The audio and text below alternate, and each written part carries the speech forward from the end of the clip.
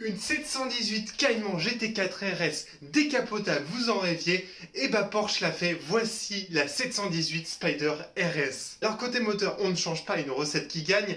Le flat 6 de 4 litres développe toujours 500 chevaux et 450 Nm de coupe.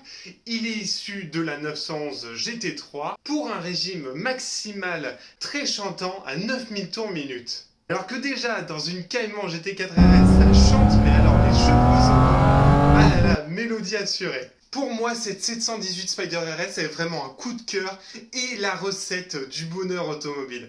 Un moteur atmosphérique chantant et frissonnant, un poids contenu, et si vous voulez encore plus grappiller des kilos, vous avez le pack Veissar qui ajoute des jantes en magnésium, 1410 kilos sur la balance. On enlève le poids du toit et on n'en rajoute pas puisque le mécanisme du toit est manuel pour ajouter cette toile et c'est 40 kg de moins que la 718 Spider. Cette tente de toit peut se ranger dans la voiture ou être laissée à la maison, ça sera 18 kg d'économiser pour rouler. Et moi j'adore ce côté à l'ancienne, vous voyez, remettre manuellement cette tente de toit, ça a beaucoup de charme.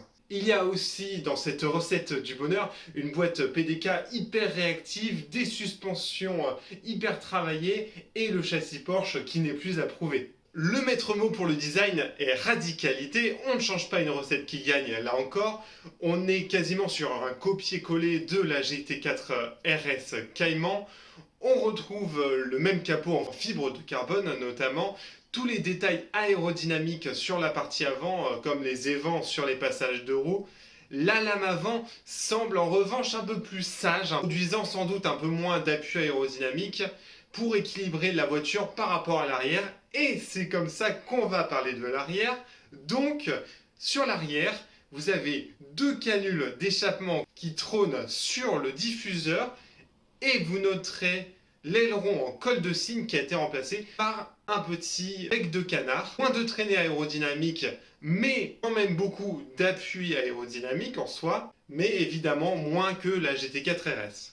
Et surtout pour le design, même si c'est très agressif, très sportif, on retrouve pour moi l'élégance de la Boxster Spider avec le double bossage notamment. Et vous noterez sur les ailes arrière l'entrée d'air spécifique à cette version, de quoi gaver d'air le flat 6. Et à l'intérieur, évidemment, lui aussi, c'est radicalité et sportivité avec les sièges baquets, la fibre de carbone et l'Alcantara. Alors la tristesse de ce projet, c'est évidemment les prochaines générations de Cayman et de Boxster qui seront 100% électriques. Il y a déjà les prototypes qui ont couru sur la piste, sur des pistes enneigées aussi. Alors, est-ce que cette 718 Spider RS, c'est elle, le chant des signes de cette génération qui a débuté il y a 30 ans?